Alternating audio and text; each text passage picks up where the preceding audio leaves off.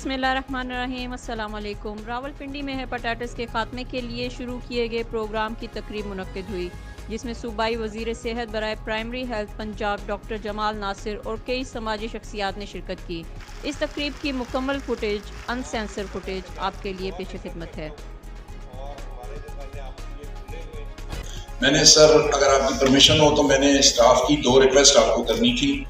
Sir, एक तो ये कि हमारे पास जो डेंगी वर्कर काम कर रहे हैं और कई सालों से काम कर रहे हैं, इनका सर कोई सर्विस स्ट्रक्चर नहीं है, इनकी प्रमोशन और अपग्रेडेशन का कोई फॉर्मूला नहीं है। पब्लिक वर्कर क्या थे वो? पब्लिक हेल्थ वर्कर, उन सब का जिसका है, जिसका नहीं हुआ हुआ, इनकी प्रमोशन का मसला है। आपका जो है वो सर्विस स्ट्रक्चर का मसला है। इंशाल्लाह ताला इस पे काम शुरू कर देंगे। सर जी, एक रिक्वेस्ट है सर जी, हमारे जो सेहत तहफ़्फ़ुज़ महाफिज हैं, कोरोना के पीक पीरियड में ये सैनिटरी पेट्रोल काम करते रहे, लोगों के घर घर में जाते रहे, लेकिन इनकी अपनी सेहत के तहफ़्फ़ुज़ कोई नहीं। अस्सलामुअलैकुम, मैं रावलपिंडी की जनरल सेक्रेटरी ज़रका मीर बात कर रही हूँ। हम लोगों की सैनिटरी पेट्रोल्स की यूनियन है। हमारे जो सदर हैं वो मोहम्मद मोइन मुनीर और सरपरस्ती आला अब्बास गोंदल साहब, चेयरमैन जो हैं वो शहबाज अब्बासी, इसी तरीके से सदर हमारे मोइन मुनीर और ये नायब सदर जो हैं सफ़ीर और सीनियर नायब सदर सादिया बीबी हैं। बात यह है कि हम लोगों को यूनियन का आगाज़ इस वक्त करना पड़ा कि जब हमने देखा कि हमारे बहुत से मसाइल जो हैं वो लेडीज़ के हवाले से इंतहा से ज़्यादा हैं, और उस वक्त हमें ये कमी महसूस हुई कि बाकायदा हमारी एक यूनियन होनी चाहिए, हमारी एक यूनिटी होनी चाहिए, जिससे कि हम अपने जो मसाइल हैं, अहम मसाइल, उनको हम लोग जो है वो आला सतह पर या आला ऑफिसरान के पास हम लोग पहुंचा सकें। तो हमारा असल इशू ये है सबसे पहले कि 2011 से लेकर 2012 से लेकर अभी तक हमारा ना तो कोई सर्विस स्ट्रक्चर बना है और ना ही हमारे स्केल की जो अपग्रेडेशन हुई है। हमसे काम कैसे लिया जा रहा, आप सब लोगों को मालूम है। जैसा कि सारी दुनिया में कोरोना का एक पीक पीरियड था और पाकिस्तान में वाहिद सैनिटरी पेट्रोल थे जिन्होंने कोरोना के पीक पीरियड में एक मर्द मुजाहिद की तरह वो लोग खड़े हुए। उन लोगों ने मरीज़ों को जो जिनकी अमवात हो चुकी थी उनकी रैपिंग भी की, उनकी सैम्पलिंग भी की। अगर पेशेंट जो है वो आ जाता था कोरोना का तो उस वक्त सैनिटरी पेट्रोल जाते थे, अपने ख़र्चे पे, अपने पेट्रोल पे, अपने कन्वेंस पे, अपने बाइक पे, अपने ख़र्चे पे वो जाके उनकी सैम्पलिंग भी करते, बाकायदा ऑफिसेज़ में इतला भी देते कि हाँ ये मरीज़ है या पेशेंट में इतने एरिया में इतने पेशेंट्स हैं, उनकी सैम्पलिंग करना। और सूरत हाल सैनिटरी पेट्रोल्स की ये है कि आवाम में जितनी भी वबाई अमराज हैं उनको जो है मुकम्मल तरीके से ख़ात्मा करने वाला, हाँ, पोलियो के हवाले से, मीज़ल्स के हवाले से, डेंगू के हवाले से, टाइफाइड के हवाले से एक वाहिद स्क्वाड है और वो स्क्वाड जो है वो सैनिटरी पेट्रोल्स का है। लेकिन जिस तरीके से वो माशी जो है बदहाली का शिकार हैं, यानी कि उनके साथ इंतहाई जुल्म है, ये माशी कत्ल है हमारा, कि ना तो हम लोग सेहत तहफ़्फ़ुज़ मुहाफ़िज़ होने के बावजूद हमें गवर्नमेंट के वही थके हुए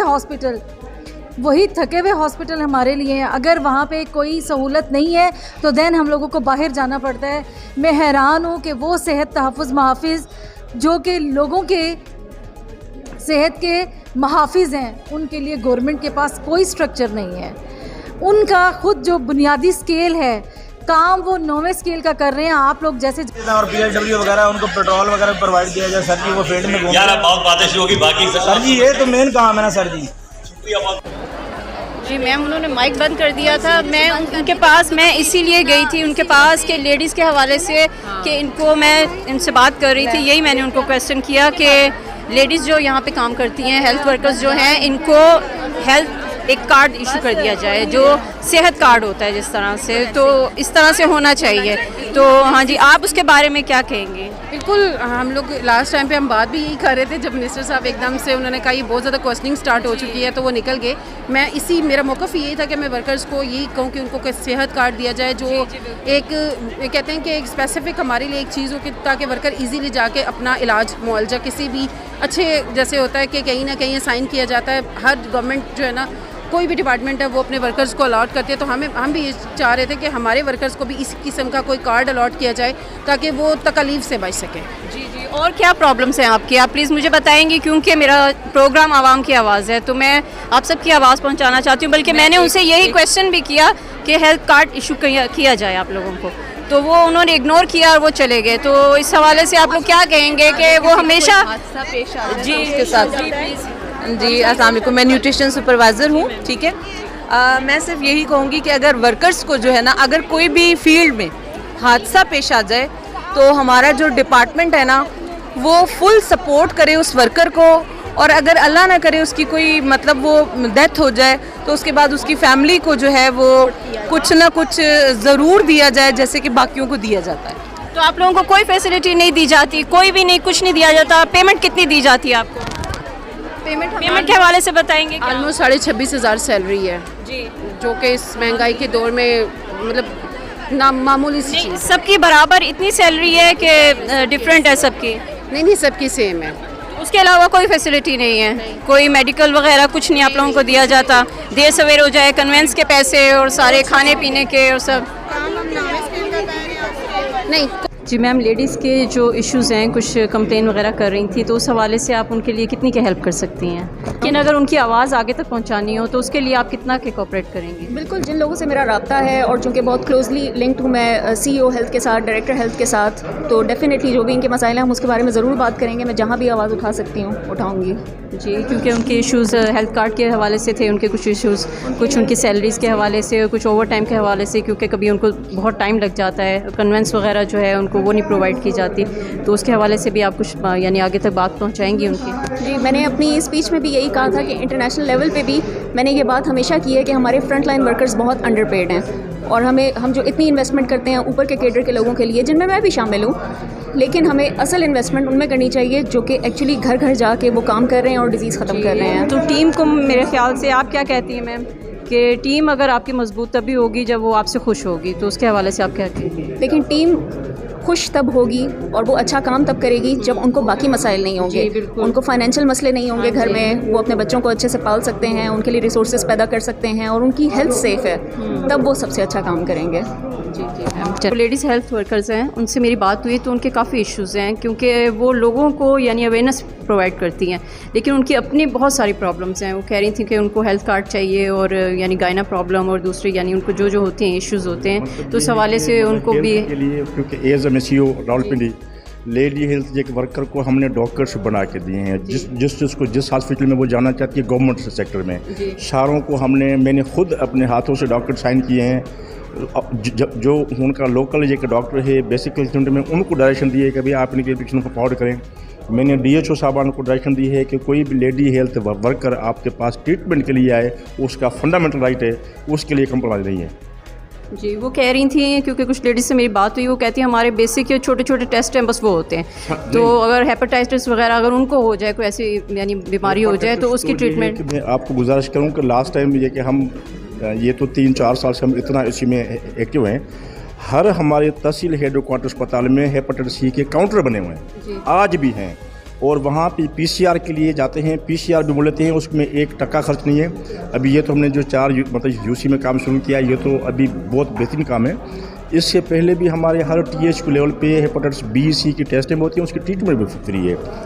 बाकी जो है वो माइनर सर्जरी, मेजर सर्जरी सारी, क्योंकि जैसे आम बंदे को होता है इस तरह ये कि हमने एक लेडी हेल्थ वर्कर को दे रहे हैं, उसमें हम कंप्रोमाइज़ नहीं है।